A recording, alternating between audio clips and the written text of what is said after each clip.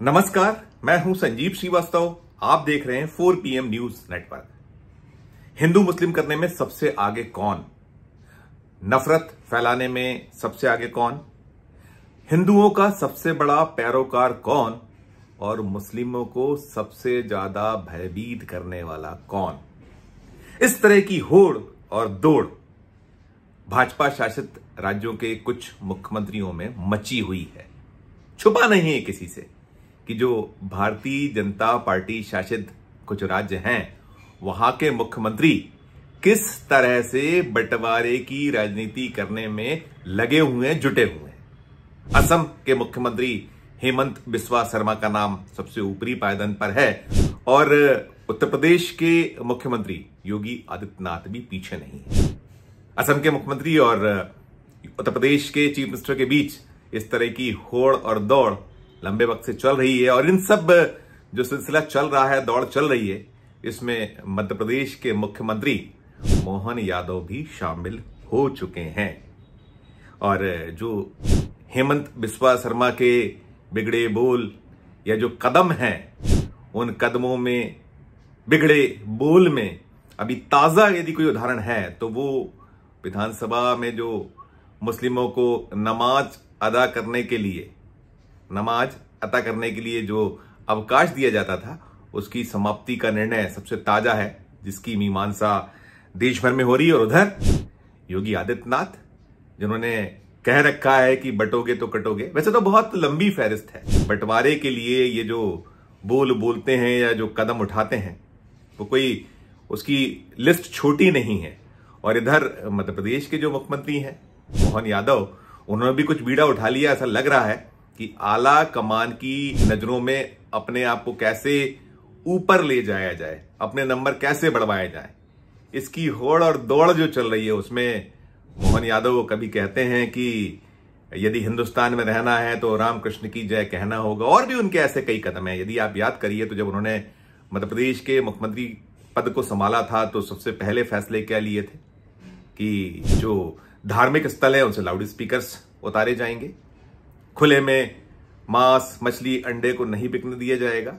बड़ी इसकी प्रशंसा हुई थी, खासकर जो हिंदू धर्म के लोग हैं या जो बीजेपी को पसंद करते हैं और इस तरह के ये जो बंटवारा है उसके कहीं जो पैरोकार हैं, खूब उन्होंने सराहा था। आला कमान ने कहीं ना कहीं संकेतों में इन निर्णय की सराहना कर दी थी, लेकिन ये दोनों फैसले आज तक मध्य प्रदेश में लागू नहीं हो पाए। किसी भी गली में निकल जाइए मध्य प्रदेश की, चाहे वो मटन, मुर्गा, मछली, अंडा खुले में बिक रहा है, खुलेआम बिक रहा है।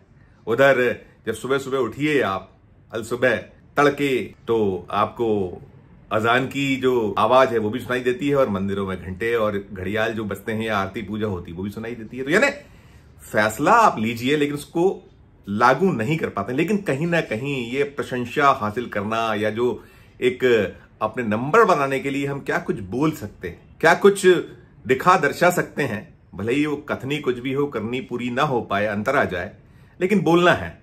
और कुछ ऐसा ही अभी ताजा एक उदाहरण मध्य प्रदेश से निकला है। मध्य प्रदेश में गत दिवस विमुक्ति दिवस मनाया गया।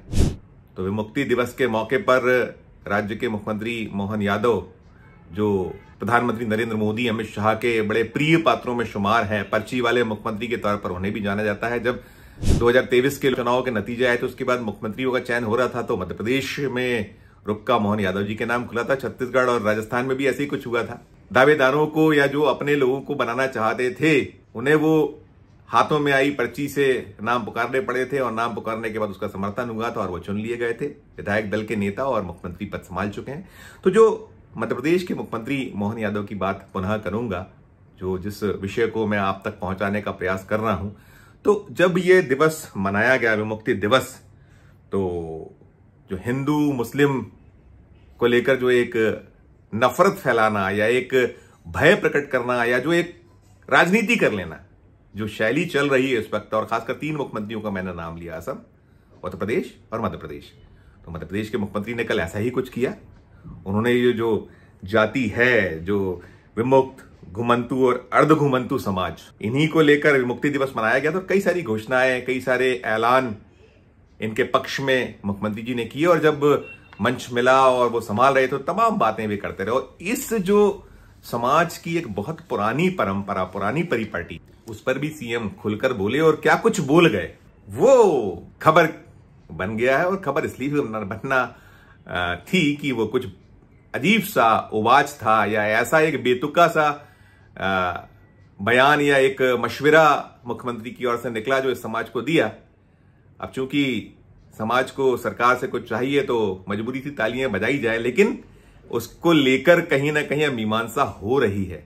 सबसे पहले सुनिए कि मध्य प्रदेश के मुख्यमंत्री मोहन यादव ने, जो हिंदू मुस्लिम या बंटवारे की राजनीति में अपने आप को पीछे रखना नहीं चाहते हैं, आला कमान की नजरों में, निगाह में अपने नंबर बढ़ाना चाहते हैं, अपनी जो स्थान है उसे और ऊपर ले जाना चाहते हैं, तो क्या कुछ बोल गए, सुनिए पहले आप, फिर मैं करूंगा आगे की बात। जब हम अपने उस दौर में, खराब दौर था, तो समाधि देते थे।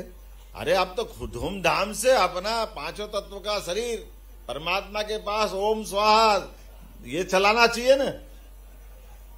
उसमें क्या है, परंपरा समय के साथ जहां हमारी परंपरा है उसमें कुछ सुधार भी करना चाहिए। मैं मना नहीं कर रहा हूं, आप जरूर मनाइए, लेकिन क्या होता, आप समाधि मनाते, लोग चादर चढ़ा देते हैं।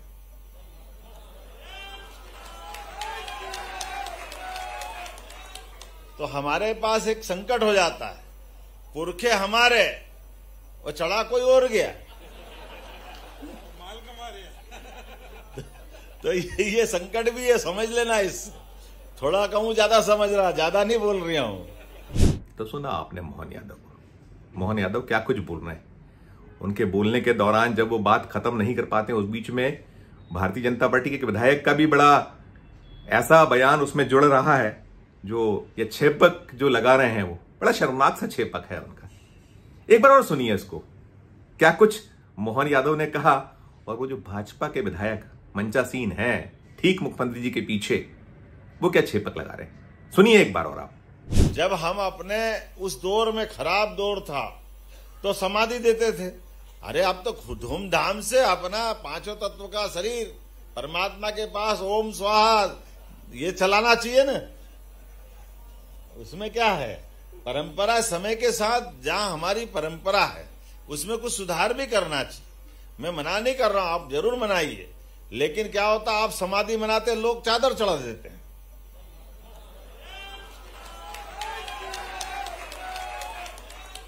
तो हमारे पास एक संकट हो जाता है, पुरखे हमारे और चढ़ा कोई और गया।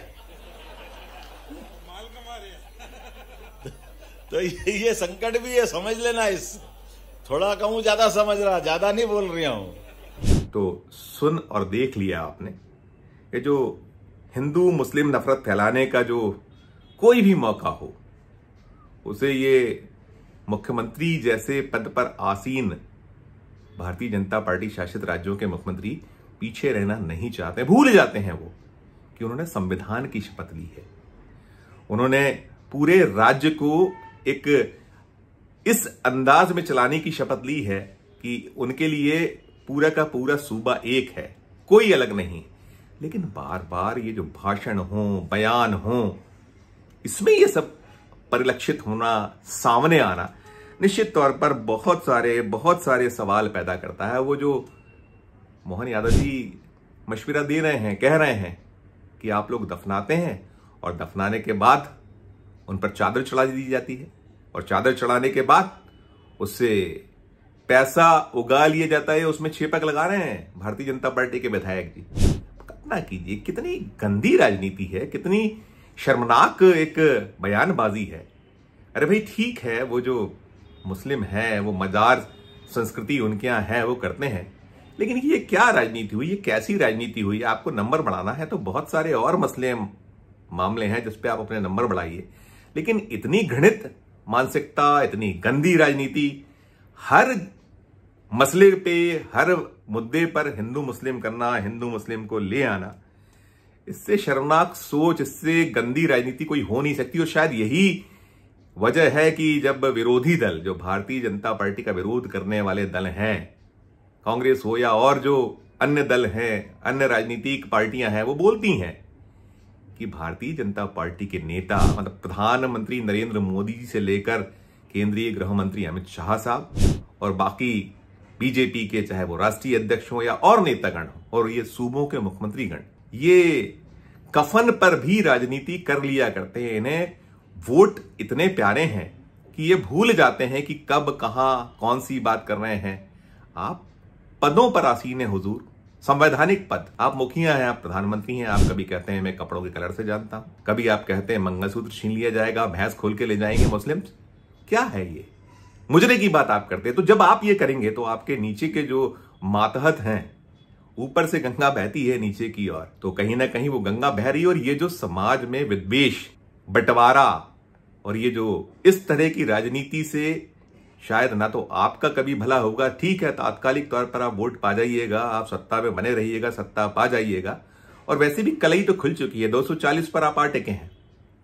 आपका जो पराभव है वो होता चला जा रहा है, फिर भी आप बाज नहीं आते हैं। क्यों नहीं आते हैं, समझ से परे है। ये राजनीति, पुनः कहूंगा, इस तरह का जो वैमनस्यता, ये देश हित में तो कतई नहीं है। आप राष्ट्रवाद की दुहाई देते हैं, बार बार आप देश के जो आम जन है उन्हें समझाते हैं कि सब कुछ हमारी भारत माता है। यदि भारत माता सब कुछ है तो वो 20-22 करोड़ मुस्लिम भी तो उसी भारत माता का अंश है, अंग है। क्यों ऐसी वैमनस्यता, क्यों ऐसी गंदी राजनीति? मत कीजिए ये सब, वरना 1947 एक बार फिर देश में आकर खड़ा हो जाएगा और वो हालात बहुत कष्टप्रद होंगे। और एक बार यदि ऐसा कुछ हो गया, जिसकी की आशंका जो विशेषज्ञ हैं बार बार प्रकट करते हैं कि ये जो सब कुछ हो रहा है ये देश को गृह युद्ध की ओर ढकेलने जैसा हो रहा है। ये बयानबाजी, ये नफरत, तो मोहब्बत की दुकान जब चलने की बात होती है तो कम से कम इतनी नफरत ना फैलाइए कि वो फिर यदि एक बार ऐसी स्थिति उत्पन्न हो जाए तो हम उससे उबर ना पाए और देश एक बहुत बहुत ज्यादा गर्त में चला जाए। इस वीडियो में इतना ही। हम फिर किसी नए विषय, किसी नए वीडियो के साथ आपके समक्ष हाजिर होंगे। हमारा अनुरोध कि हमारे चैनल को लाइक कीजिए, सब्सक्राइब कीजिए और यदि ज्वाइन का बटन नहीं दबाए तो ज्वाइन का बटन भी जरूर दबाइए। हमारे इस वीडियो के कमेंट बॉक्स में जाकर ये जरूर बताइए कि वीडियो आपको कैसा लगा। वीडियो को अधिक से लोगों से शेयर भी कीजिए। प्यार और स्नेह बनाए रखिए और देखते रहिए 4PM न्यूज नेट पर। धन्यवाद, नमस्कार।